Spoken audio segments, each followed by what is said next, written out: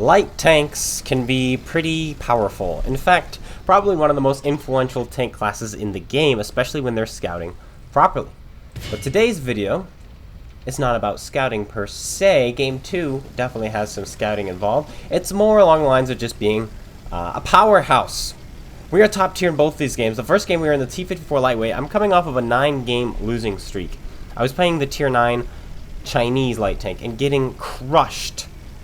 Because how matchmaking works here in World of Tanks console is it will automatically match you against the same tier class light tank on the enemy team. And so when you're playing a tank that in its class is the worst, you are at a severe disadvantage. And everyone's in their teeth breakers. And let me tell you something, that WZ tier 9 Chinese light tank gets absolutely ripped apart by them. You don't have the DPM to kill them, you don't have the armor to bounce them, and they keep up with you, they're faster than you. You just get destroyed. It's not a great time. Yeah. So I was like, you know what? Let's pull out some T54 lightweights. Let's have some fun. Let's win a game. And we're going to be taking this game by the horns quickly. We're just like, you know what? Let's just win. We are going up to this top part here, getting some early spots. There is a Minuteman. That is not a Minuteman. Spoilers. That's the Czechoslovakian Tiger. Gotta put 2 shells into him. Then we'll switch over to the Minuteman, which is a harder target to pen, sure, but we know where to shoot him. Right in the... I say that as we bounce off. Right in that drive wheel. There's no space armor there. Boom, straight in. 261. We have 250 alpha on this gun. 2 shots, he's dead. Not because we shot him twice and killed him in 2 shots, but because everyone else also shot him at the same time. Now, there's going to be some tactics here that I'm going to be demonstrating, showing off, explaining to you, and that's working from the outside in. Here's the thing, you don't have more DPM because you can see more targets to shoot. 1 target is all you need for your maximum DPM because you can only shoot 1 time, then you have to reload. Then you could shoot 1 time, then you have to reload. And I told my platoon mate I was going in.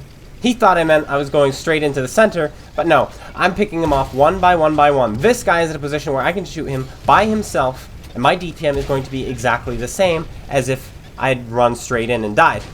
Which is kind of what he's doing right now. He's running straight in. It's fine. There was a miscommunication here. But 1 tank at a time. He's dead. Now I'm going to go pick off another tank who's toward the outside. And we're going to rinse and repeat over and over and over again. We're up to 1,800 damage. And this game is absolutely huge, the amount of damage we're going to pull off. This guy is by himself. We have free easy shots. We're going to put 1 into him. And maybe put another 1 in. Because guess what? Shooting him, I have just as much DPM. And I'm going to say it again. I have just as much DPM as if I'm shooting at someone who is in a group of tanks. But when you're shooting a group of tanks, you have a group of tanks shooting back at you. So we're not doing that.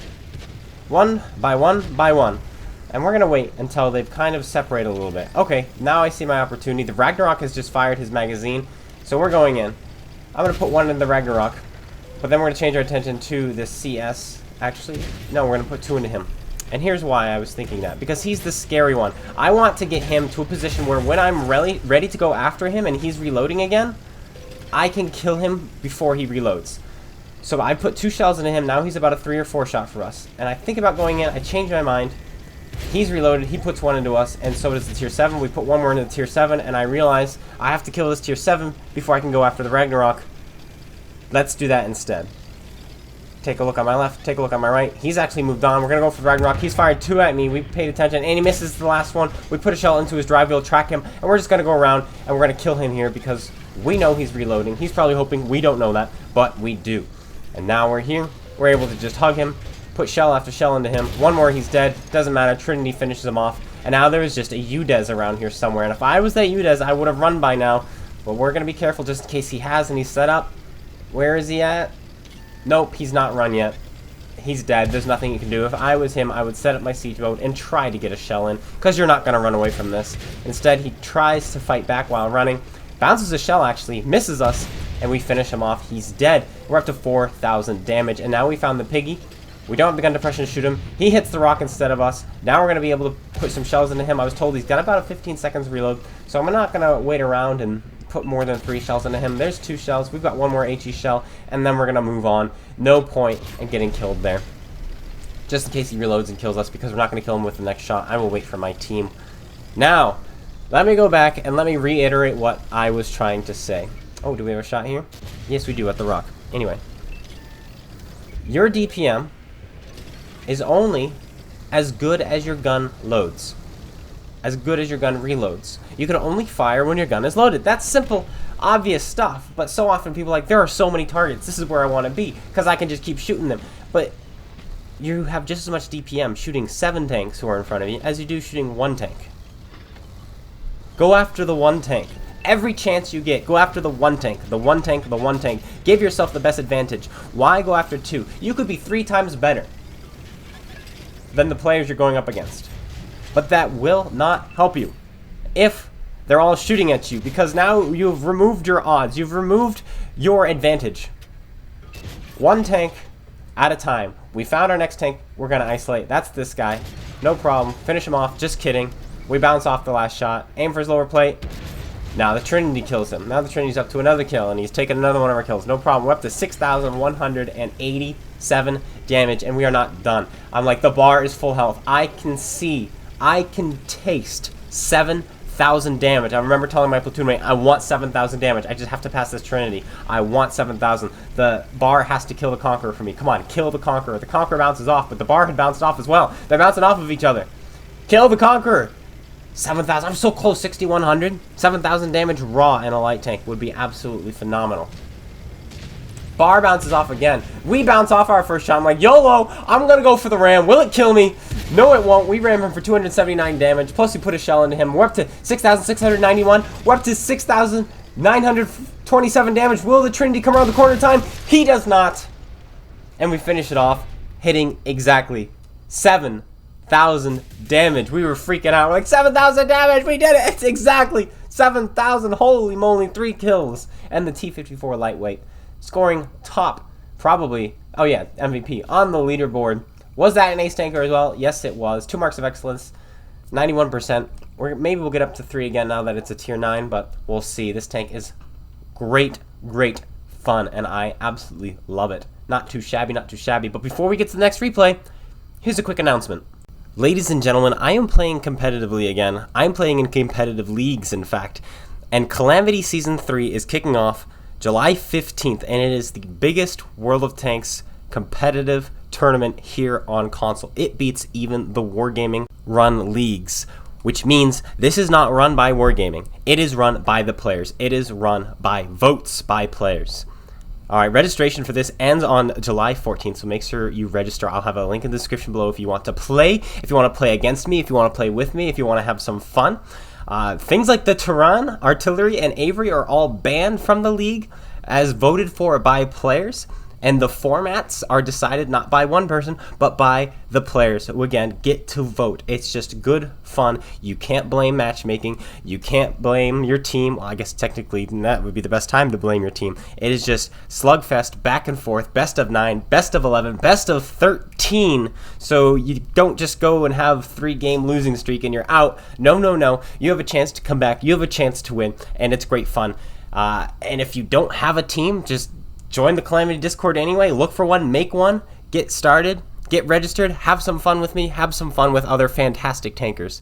Moving on, we're in the T71 CMCD in Westfield. On Westfield, the best map for a light tank in my opinion, with the best possible matchmaking. And people are looking at this saying, this is streamer RNG, this is rigged.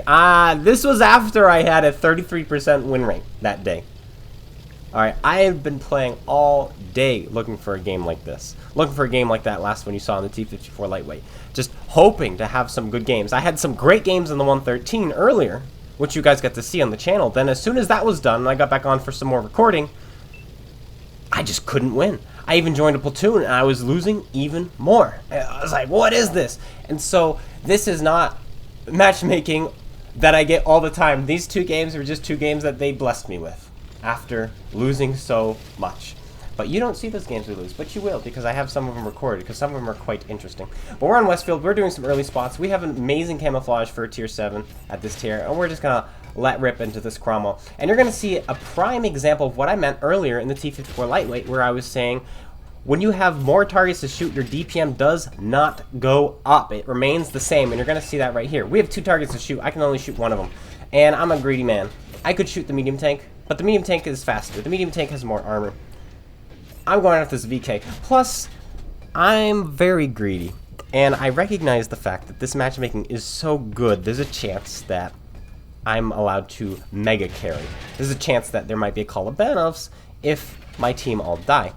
And so I have elected to not shoot the tier 7 medium, because the tier 7 medium might win the game. The tier 7 medium might allow the enemy team, or my team, to make this game fairly close.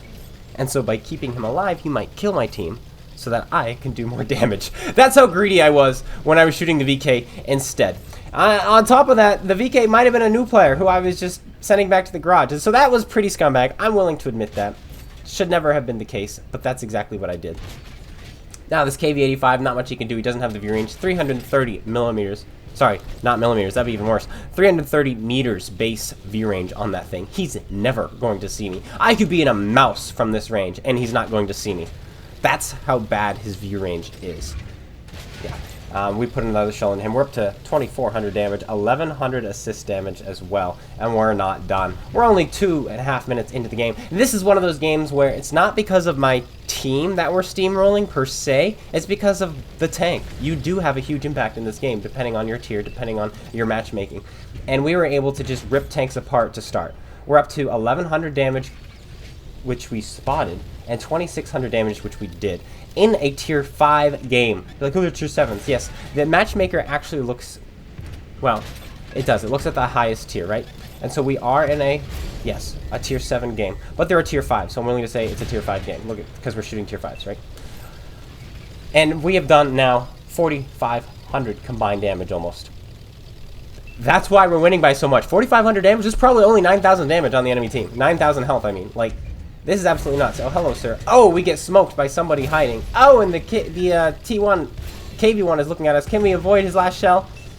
We avoid that one, and the KV1 is dead, so we're good. I don't even need to look backwards because I'm paying attention. And now this guy's stopped. We're going to shoot him. His engine's in the front. He's got no armor. May as well just stall him, probably. No? Okay, well, he's dead. 3,300 damage. We're up to 5 kills. And I was smelling a Pool's Medal right now, and you're going to see some more greed that come up soon. I'm like, if I can kill everyone, we have ourselves a Pool's Medal. Okay, this guy easy pen, right? No. Okay, maybe right there. No. Okay, how about some heat? And we just put it through him, 210 millimeters of penetration. Okay, easy. Switch on to the Tiger 1, who is sniping the back, trying to clutch the game, potentially. But he is unable to. We put 1 into him. 2 into him. Is he going to make it to cover before we reload? Yes, he is. So we're going to move on. Oh, he's coming back out. Okay, 1 second. Boop. Killed. There we go. We're up to 7 kills. 1 more, we have a Radley's. 3 more, we have a Pool's Medal. This could be crazy. We're loading back our APCR shells. We did not need the heat shells for the Tiger, but we wanted to maximize DPM, so we didn't want to switch. Let's put some more shells in. Let's find these last 3 tanks. There's a Comet.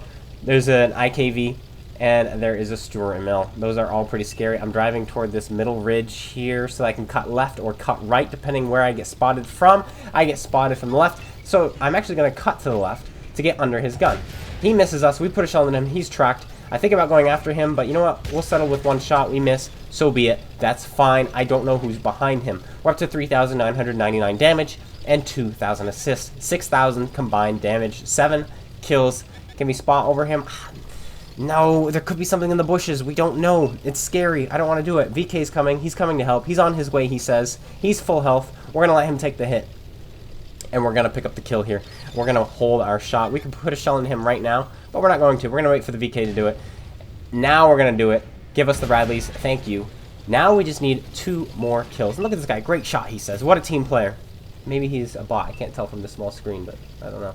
He might not be, though. I don't think he was, if I remember correctly. Hello, Stuart Mill. Oh, that guy also is somebody from the Calamity League who we killed, who we were just talking about.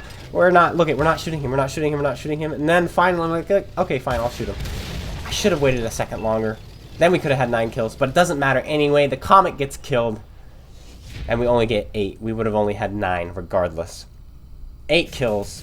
Was it 4,200 damage we did? 4,200 damage. 2,598 experience. This was 36,000 W8 for those who care about the purple points. I more so care about the win points, the win rate, because win rate means you have an impact. W8 means you like to farm, and you know where to go to farm, and you might not actually be winning games. You could be a super unicorn, but only have a 53% win rate. It's possible, But that is it. I hope you guys all enjoyed. If you did, slap that like button, comment, and subscribe. But before I go away, I have one more thing to show you, and then I will cue out. Ladies and gentlemen, many of you are new to the channel, and I just want you to know that we are writing a book, not just a book, a fantasy series. And I am now working on the map of the world, or the map of the singular country from book 1. And the baseline is done. We're going to be starting to add mountains and forests and lakes and monsters and names of settlements and all sorts of stuff like that. And just so you know, this book is good. We have gotten the first iteration into the hands of some critics. We've gotten into the hands of some film producers, and they like it. Sony has approached and asked for a screenplay version because they like the story that much.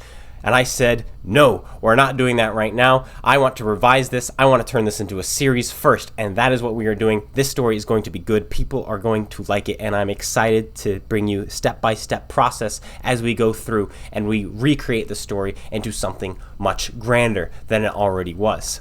But that is it. I hope you guys all enjoyed. If you did, slap that like button, comment, and subscribe, and I will be seeing you guys all later and keeping you updated on this book, keeping you updated on Calamaty. Stuff is going on, and it's awesome. This channel is going to be becoming something absolutely amazing, and I can't wait to take you guys on this journey with me and my wife. She's the one who's helping me now with this book so that I'm not just doing it by myself anymore. But that's it. Take care, everyone, and peace out.